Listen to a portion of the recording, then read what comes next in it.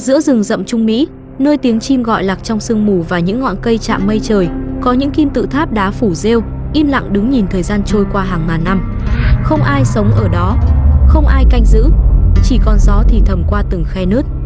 Họ đã đi đâu? Người Maya, một nền văn minh từng rực rỡ như mặt trời Nam Mỹ.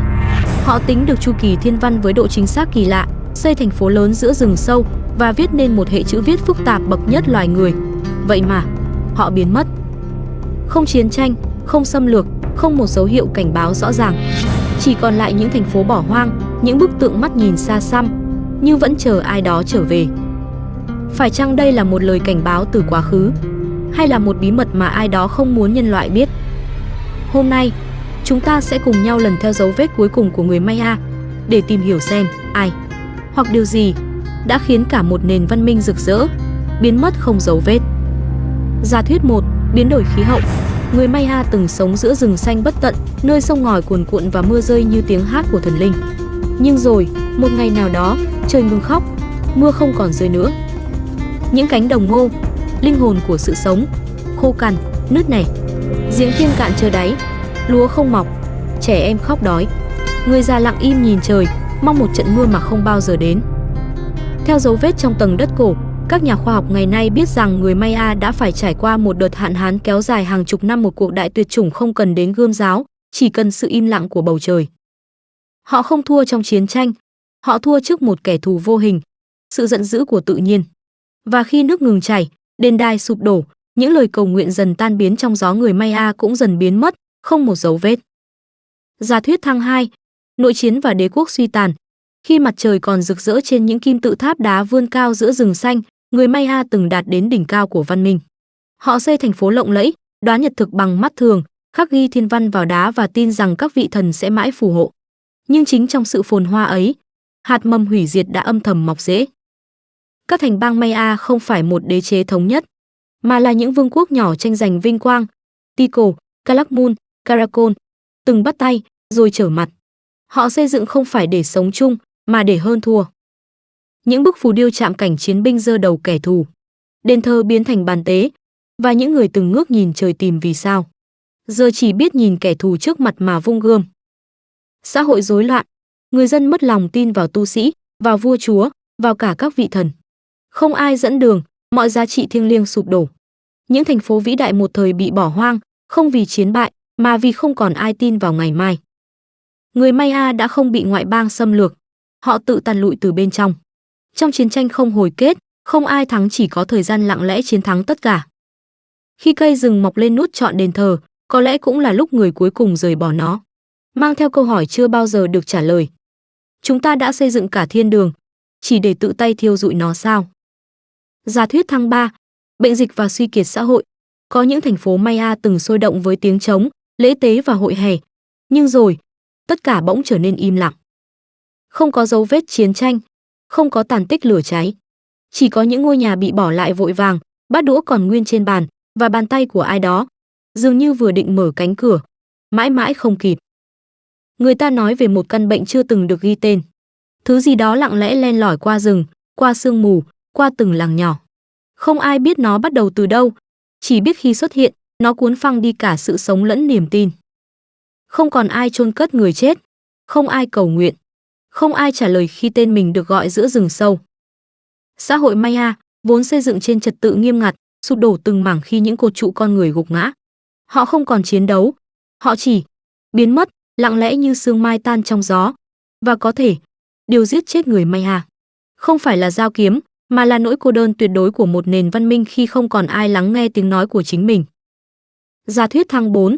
Ngoại lực, kẻ thù vô hình. Trong rừng sâu của Trung Mỹ, có những đường thẳng kéo dài hàng chục cây số. Không thể nhìn thấy từ mặt đất, nhưng hiện rõ mồn một khi quan sát từ trên cao. Ai đã vẽ chúng, và để làm gì? Một số nhà nghiên cứu tin rằng người Maya từng có mối liên hệ với một thứ gì đó, vượt ra ngoài tầm hiểu biết của nhân loại. Họ nói về những vị thần đến từ sao trời, những sinh vật mặc áo choàng ánh bạc, dạy họ cách xây kim tự tháp, cách đọc thiên văn và nói chuyện với vũ trụ. Rồi, cũng như cách họ đến, những vị khách ấy biến mất, bỏ lại người Maya giữa cuộc chơi của những tri thức vượt quá tầm tay. Không còn ai hướng dẫn, không còn câu trả lời. Và nền văn minh sụp đổ trong sự hoang mang tuyệt đối. Phải chăng người Maya không biến mất mà đã được mang đi? Hoặc họ là những nạn nhân đầu tiên của một thí nghiệm vũ trụ mà chúng ta chưa từng hiểu nổi? Giữa tán rừng dày, giữa những khối đá rêu phủ, có thể vẫn còn dấu vết của kẻ thù vô hình ấy, thứ đã gieo mầm kết thúc cho cả một nền văn minh. Có thể, không một nguyên nhân nào đủ sức hủy diệt người Maya. Nhưng chính khi ta đặt tất cả lại cạnh nhau, ta mới thấy rõ bi kịch thực sự. Một nền văn minh đỉnh cao về tri thức, lệ thuộc vào mưa. Khi trời không còn đổ nước, ruộng đồng hóa cho tàn, đói nghèo xé toạc lòng tin. Những vương quốc một thời huy hoàng quay sang chém giết lẫn nhau, không còn lý tưởng, chỉ còn quyền lực và sống sót. Trong khói lửa nội chiến, khi con người quên mất họ từng là anh em, thần linh cũng dường như ngoảnh mặt. Rồi, khi những người cuối cùng ngẩng đầu khỏi chiến tuyến, họ gặp một kẻ thù vô hình, bệnh dịch, hay nỗi tuyệt vọng ngấm ngầm giết chết cả một xã hội không còn hy vọng. Và nếu như có một thế lực nào đó từng quan sát họ từ xa, có lẽ họ chỉ cần đứng yên. Vì người Maya đã tự diệt mình bằng chính những gì họ từng tự hào, sự thịnh vượng, niềm tin tuyệt đối và lòng kiêu hãnh không bao giờ chịu khuất phục. Chúng ta có thể tái tạo lại những đền đài bằng mô hình 3D, mô phỏng lại chu kỳ mặt trời theo lịch cổ. Nhưng làm sao tái tạo được tinh thần của một dân tộc từng nhìn lên trời và nghĩ rằng họ có thể chạm đến các vì sao? Sự sụp đổ của người Maya không chỉ là một trang lịch sử. Nó là tấm gương, một lời cảnh báo rằng bất kỳ nền văn minh nào, dù rực rỡ đến đâu, cũng có thể tan biến nếu đánh mất sự hòa hợp giữa con người, thiên nhiên và chính bản thân mình. Một nền văn minh vĩ đại đã từng ở đó. Người Maya không chỉ sống, họ thăng hoa, họ không chỉ tồn tại, họ mơ mộng. Mơ về các vì sao, về chu kỳ thời gian, về sự kết nối giữa con người với vũ trụ. Họ xây thành phố trong rừng sâu mà không có máy móc, họ đếm nhịp thời gian bằng những vòng lịch đá còn chính xác hơn cả đồng hồ của chúng ta. Và rồi họ biến mất, lặng lẽ, không một hồi chuông báo tử, không một trận đại chiến. Chỉ là sự im lặng lan dần, như bóng tối nuốt lấy một ngọn lửa vừa mới rực cháy. Chúng ta đã đưa ra nhiều giả thuyết, biến đổi khí hậu, nội chiến, bệnh dịch, sự can thiệp của một thế lực vô hình. Mỗi giả thuyết đều hợp lý, đều có bằng chứng và đều mang trong nó một nỗi đau mơ hồ về những điều từng rực rỡ, giờ chỉ còn là dấu vết. Nhưng nếu ghép mọi mảnh ghép lại, ta không chỉ nhìn thấy sự sụp đổ của người Maya mà còn thấy được chính hình ảnh phản chiếu của mình. Chúng ta, hôm nay, cũng đang bước đi giữa những công nghệ huy hoàng, những đô thị hiện đại, những giấc mơ cao hơn mây trời. Chúng ta cũng tự tin vào tri thức, vào quyền lực, vào khả năng kiểm soát thế giới quanh mình. Nhưng liệu có điều gì đó đang âm thầm nứt vỡ bên trong?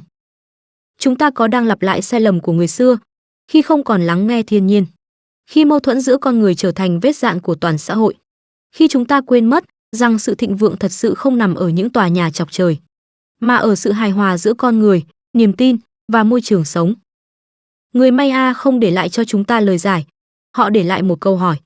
Một câu hỏi chưa từng có đáp án rõ ràng và có lẽ không bao giờ nên có một đáp án duy nhất. Bạn nghĩ sao?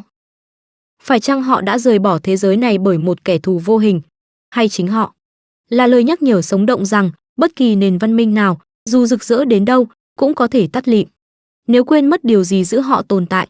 Câu trả lời không nằm trong video này, nó nằm trong bạn, trong cách bạn nhìn quá khứ, trong cách bạn sống ở hiện tại và trong cách bạn chọn viết nên tương lai.